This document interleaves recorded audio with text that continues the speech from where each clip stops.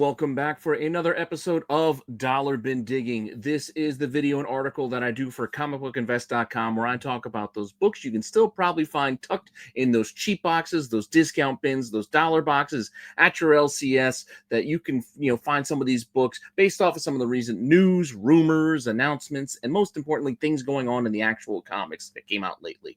Hopefully you're enjoying this series as well as everything else here on the channel. Please let me know what you think in the comments down below. Make sure that you like, you subscribe, you hit the alert button so you don't miss anything. Keep telling your friends so we can keep growing the channel. And if you want to see this week's selection of books, just hang out for a few seconds after the intro, and I will be right back.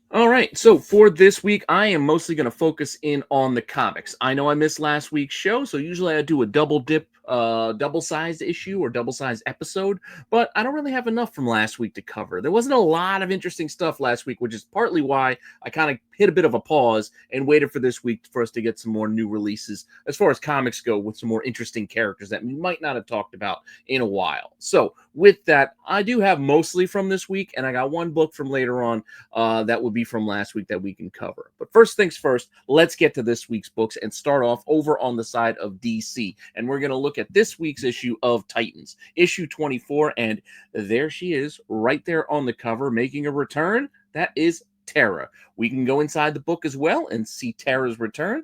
Interesting new look, new outfit here. It's definitely more modernized. I like how she still calls Beast Boy Changeling. I mean, that's kind of a fun little callback. But she has been around and involved with the Titans since her very beginnings, going back to the 80s here. So here we go again with the character of Tara. She was sort of a mole, a spy, if you will, a villain under the guidance, I guess, of Deathstroke at one point, but played both sides for a while. With that said, her first appearance came in 1982 in Teen Titans, or the New Teen Titans, issue 26. I know you've seen this book before. We have talked about this book before because I believe we talked about Tara before. But again, no harm in touching on a book we've talked about once or twice in the last 3 years. So not everybody might have seen that one. So we can kind of dip into it again. Here it is, the cover. Not my favorite cover. It seems almost like an after-school special, and it even kind of reads that way if you go back and read this book. But inside this book, we do see Tara, and again, a bit of a different look for her as sort of a Galactus Light with her little headdress. But this book, again, it's kind of hit some spikes here and there throughout the spec cycle over the last couple of years, and maybe hit over 10 to 15 bucks now and again.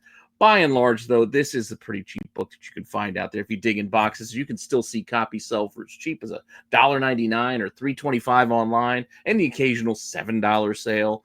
Asking prices are about $4 to $5 in a lot of cases, or you could see some higher ones looking for more like that $16. Again, grade dependent on this as well. Higher price for the higher grades, but not always the case, as you can find some really decent mid-grade copies, some VFs 8.5 kind of range in those $5, because the $5 is going to get you a book. So you might not get a 9.8 candidate, but you'll still get a nice book for $5. Now, with that said, we're going to stick with DC for another book and look at this week's issue of The New Gods. So we're moving from the New Titans to now the New Gods. So this week's issue is issue 7, continuing Ram V's run. It's kind of interesting. I still got to play a little bit of a catch-up on all of the storylines in here, but without needing to play catch-up or reading a storyline, just flipping through the book, you can see that we do have the return of Miss Martian here.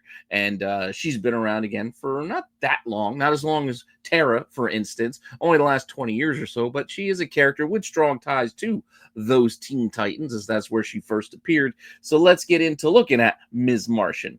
Now, this first appearance of hers is another one we've probably covered at some point along the line, and that would go back to Teen Titans number 37, part of the 2006 run, 2005-2006 run in there, those early 2000s, back when we had Connor and you had Tim Drake, etc. Issue 37, we also had Kid Devil in here, and we do get, a lot of people will call this a cameo. It is what it is, but it is her. And there she is, yes, albeit in one panel, but it's Ms. Marvel right there. So call it whatever you like, but there she is in this book, and she's appearing. With that said, this book also had its moment in the sun here and there, but by and large, copies $4, $8, $10. You can see you can still sell for a couple of dollars. If you find it a dollar bin, I'm saying, and you can sell it for 10, you probably did all right, right? I mean, that's 1,000% increase on your investment, so can't go complain about that.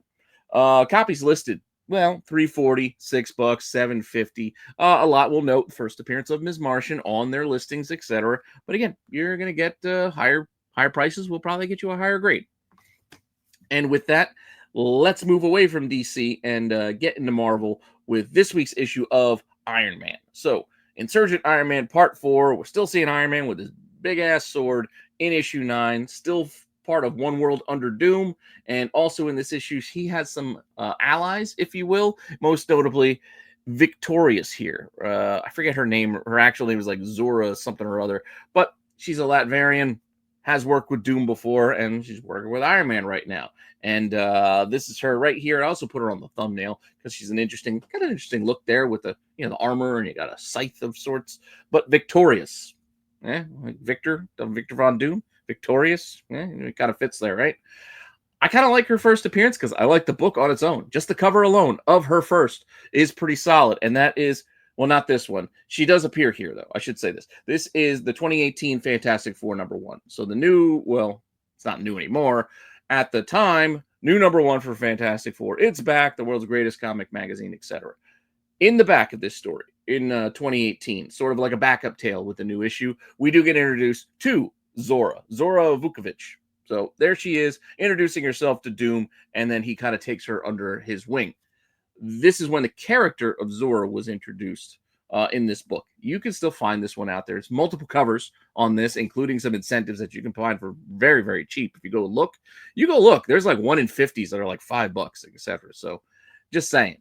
Regular cover A is all that I'm pointing out here, and I'll show you a couple of the other covers there. It could sell to $3 to $4. That's what recent sales have been. Listings for this cover A, $2.70, $4, $4.79, etc. This is a $5.99 cover price, so all of those are still cheaper and undercover, which is kind of just the byline and byproduct of what I'm trying to do here, is talk about some books you can probably dig out for less than cover price these days, because dollar boxes, let's be honest, are getting harder and harder to find, because the prices of comics in general are up. It costs the shop more than $1 to get these books these days, so finding dollar boxes isn't always the easiest thing to do.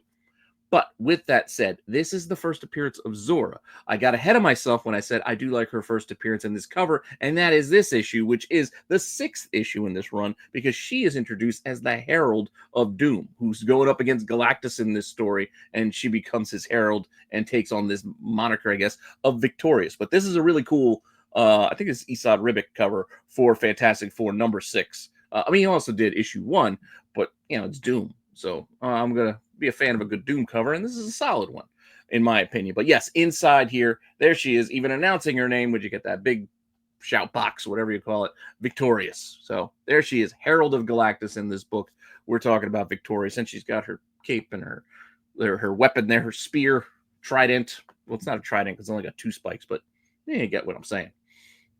This book, once again, is kind of like the other one, not expensive at all. Yes, copies could sell for about $10 to $12. Maybe I misspoke. $10 to $12 ain't too bad. Listings are, well, $4, $7, $10. Some note first appearance of Victorious. Others just don't, and they just mention it as part of the Fantastic Four run. So that's the other thing to know. Like, not everybody's going to call out the first appearances in their listings, and not all the time are you going to get that premium if you don't. Or if you do, it's a crapshoot if you're going online. I'm not telling you to buy online. I'm telling you to dig in a box near you, because you could probably find it for even cheaper than these prices if you go out there digging. Now, with that said, let's just take a quick pause. For any of you out there who need supplies, use my code RENA10 over at BCW to get your bags, your boards, your long boxes, your short boxes, CGC boxes, top loaders, pages for cards, top loaders for cards, basically anything to keep your comics or collectibles safe. BCW's probably got something for you that you're going to be buying anyway. So if you're going to do it, you might as well save some money while you do it and use my code RENA10 to save yourself 10% off your entire order. You help out the channel, you get a discount, really nothing to lose.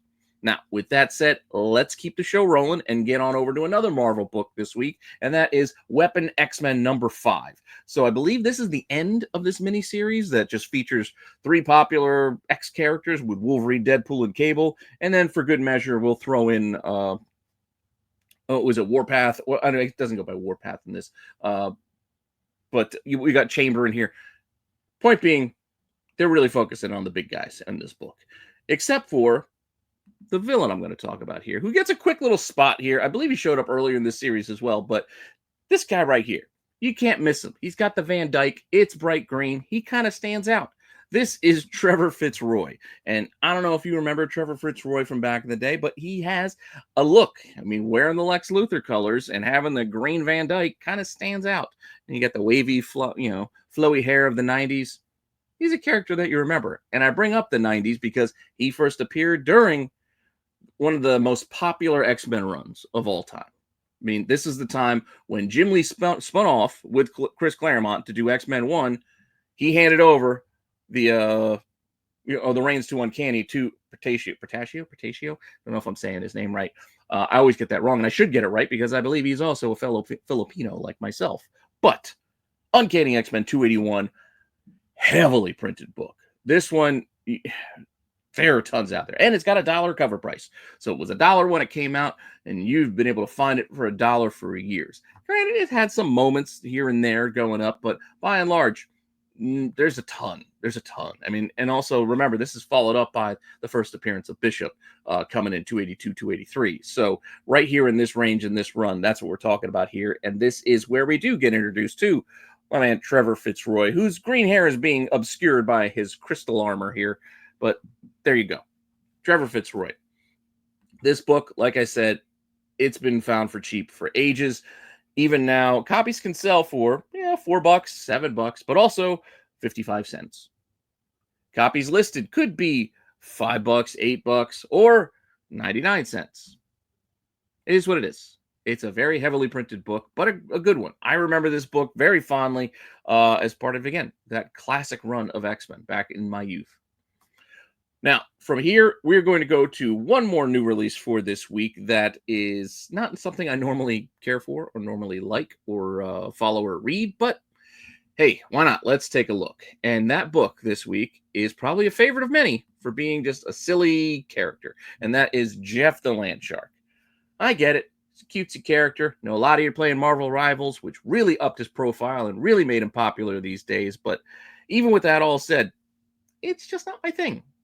I mean, I don't know. I'm not trying to be a curmudgeon here. It's just there's not a lot. I don't gain a lot out of going through and reading a lot of grunting and humph noises like it's watching Odie in an episode of Garfield, which again is fine for what it is. But Jeff the Land Shark, new this week, he actually has a run-in with these 2 snake characters who have shown up before.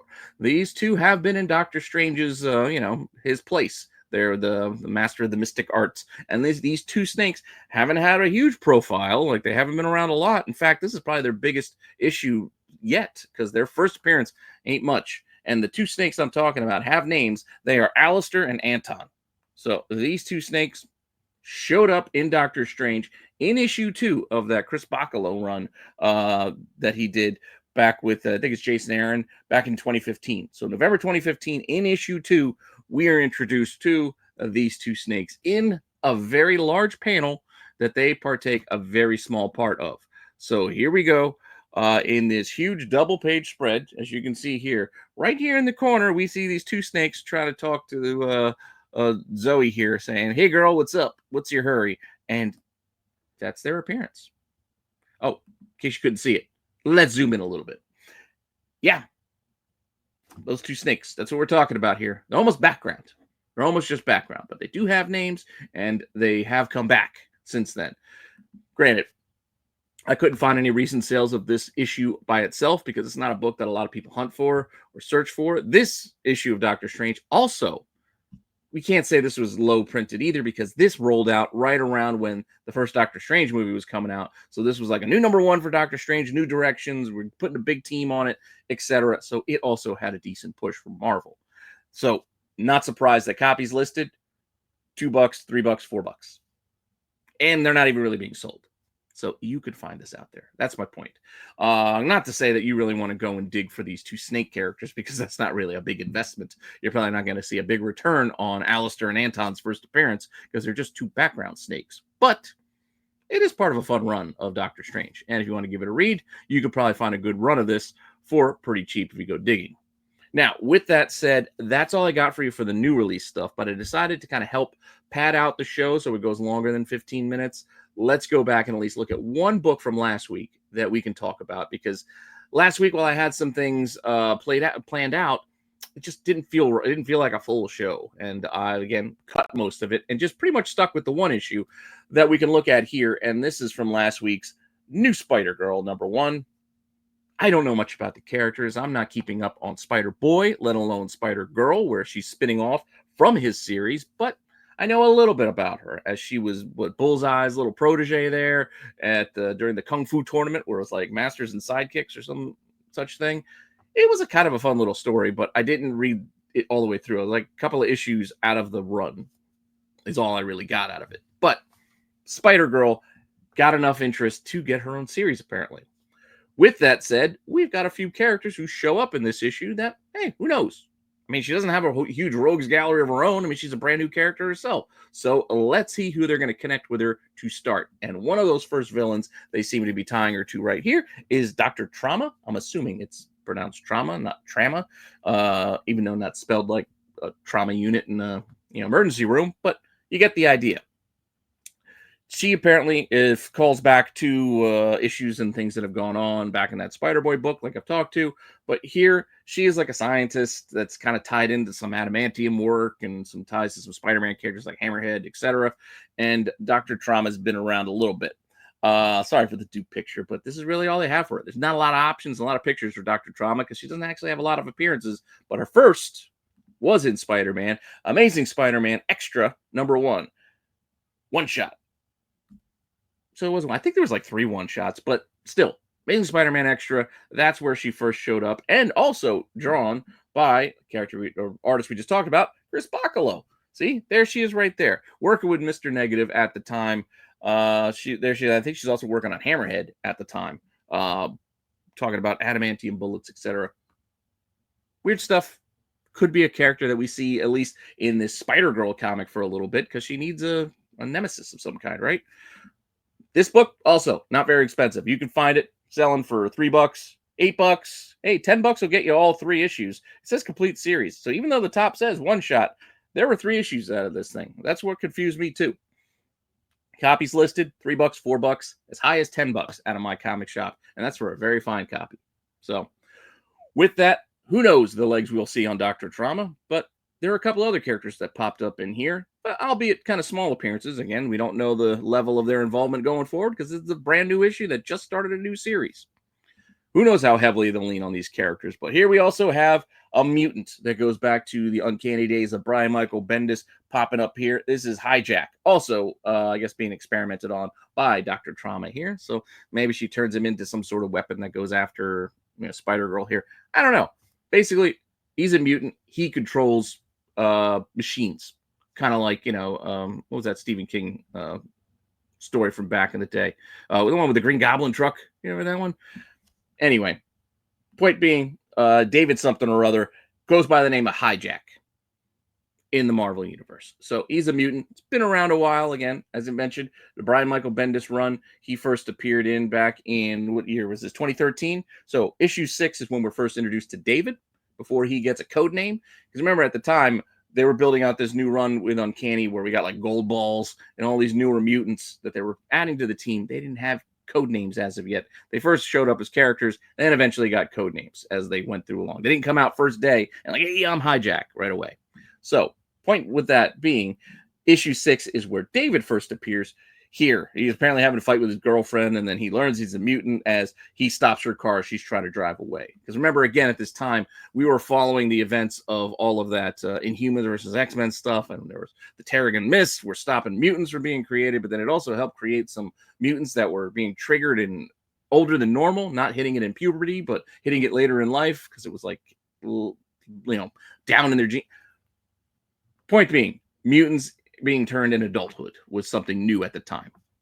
And that's what happened to David here. So David learns he can control machines because he wanted to stop her, so she would stop and talk to him.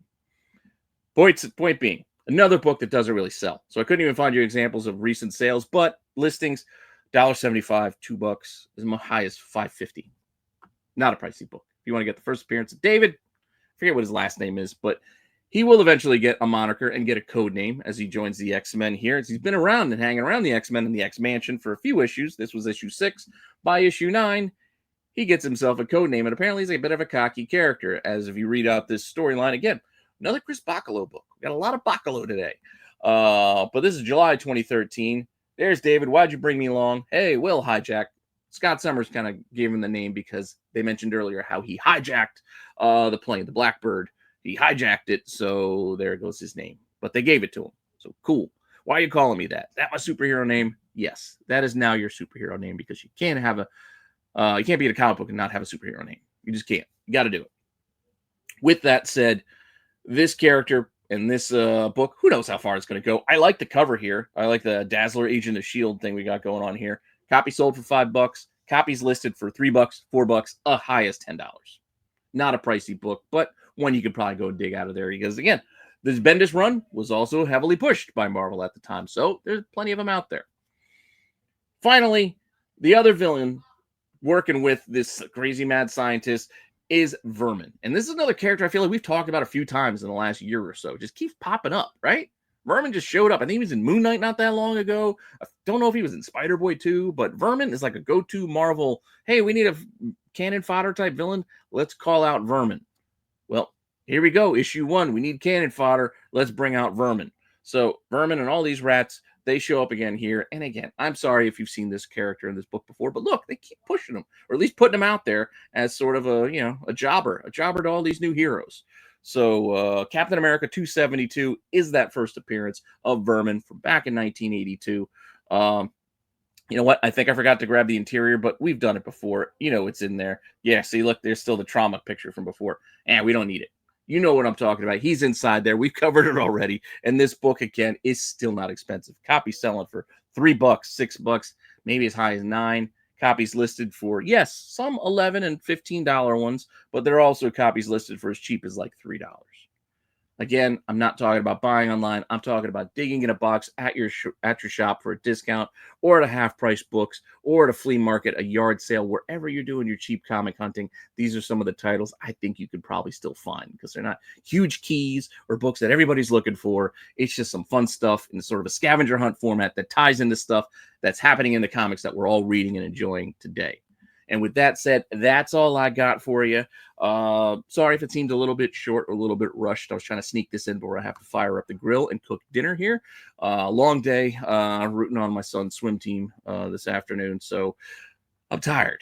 But I still wanted to make sure I got this show out for you. So hopefully you enjoyed that, and hopefully you enjoy everything else here on the channel. Don't know if this will be out before or after SNS today, but hopefully you either stick around for SNS starting next or enjoyed SNS before checking out this show, because I will be dropping this on Saturday night. And with that all said, I'll see you all later with some more content. All right, bye.